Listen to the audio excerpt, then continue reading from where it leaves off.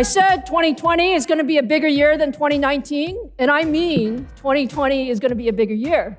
Normally we don't see big PC news here at CES, but last year AMD surprised us by announcing the Radeon 7 graphics card, and this year they are back with a slate of new PC announcements, including new mobile processors for laptops, and some new high-end chips. And not to be outdone, Intel also gave us a teaser of some of their upcoming laptop chips we could see in the maybe farther future, and their long-awaited discrete graphics card. Let's take a look.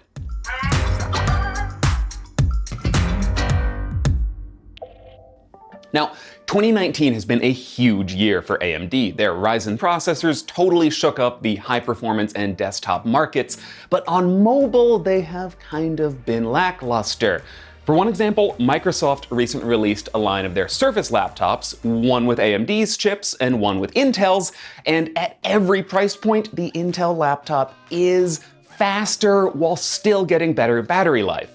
Now, part of the problem here is that AMD's mobile chips are actually a generation behind. The desktop chips, which are great, are based on an architecture called Zen 2. The 3000 series mobile chips are actually based on Zen Plus, which is the previous year's design and architecture. So they were kind of out of date before they ever hit the market. Well, no longer, sort of. Here at CES, AMD announced its new Ryzen 4000 line, which are based on the same architecture as its desktop chips, which is to say, 3rd gen Ryzen. You know I love showing off chips. So at least they are now up to speed with the rest of their products. Now, for anyone hoping for a new designer architecture, you're going to be disappointed. You're going to have to wait until Computex in May to see that. But at the very least, all of the extra efficiency and power of Zen 2 will be brought to their mobile line. AMD is saying the new chips should be at least 15% faster across the board than its current offerings, all in a 15-watt power envelope. And impressively, in that low power, they are also going to be providing 8-core 16-thread chips for ultrabooks and super slim machines. Now, these types of laptops have typically topped out at 6 cores, so this is potentially a big boost for you ultrabook fans. To give the chips a new naming scheme, actually one they've kind of had in the past but are updating, there will be the U line for ultrabooks and ultra-thin portables, and the H line for high-performance mobile, which is actually the exact same naming scheme that Intel already uses.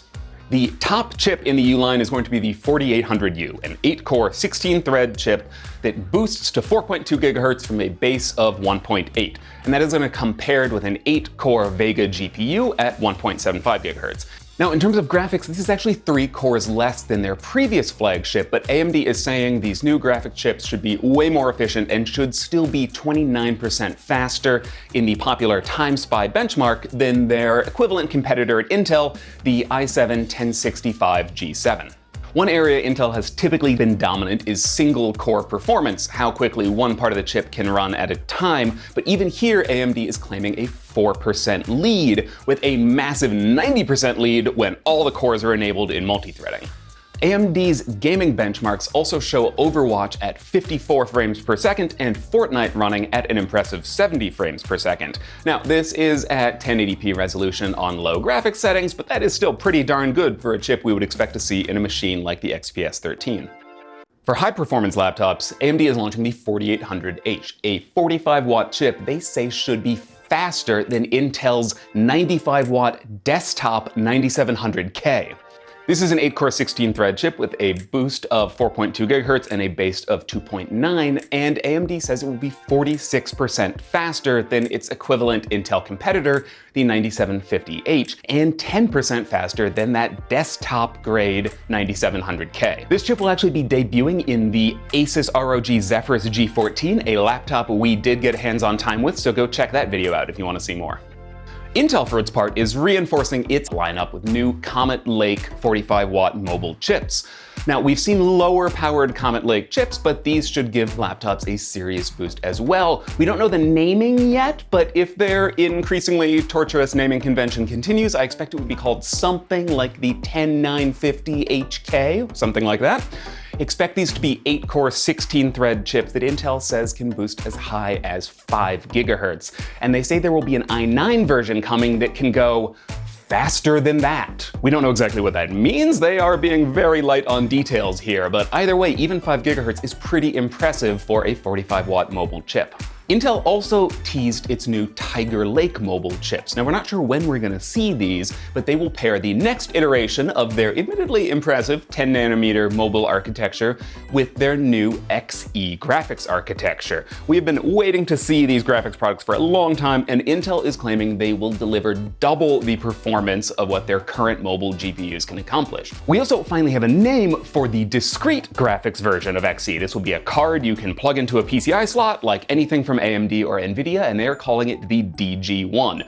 So there is a lot of potentially cool stuff here, but it is also hard to miss the fact that we are seeing a lot of actual product announces from AMD and a lot of teasers from Intel from things we will see at some point in the future. Leaving mobile aside, on desktop, AMD isn't sleeping either. They have already upended the high-performance computing market with their 24 and 36 core Threadripper chips, but they are not stopping there. They announced the monstrous 64 core 128 thread 3990X. Now, this is a giant chip. It essentially takes their EPYC Rome server processor and crams it into a desktop, and it is frankly remarkable they can do this, keeping compatibility with the TRX 40 motherboard. So all you Threadripper folks out there looking for a big upgrade, you can go get it. At 4.3 gigahertz, that performance is not going to come cheap.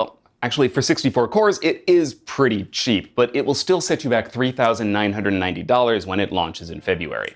Well, so what does this all mean? Well, a competitive AMD in the laptop space can only be good for us. Whether it means faster computers or they just get a bit cheaper, there are definitely potential benefits to a little bit of competition. And don't write off Intel just yet. Their 14nm chips may be old, but they still do deliver impressive performance core for core. And when we do finally see 10nm desktop chips, expect them to fly.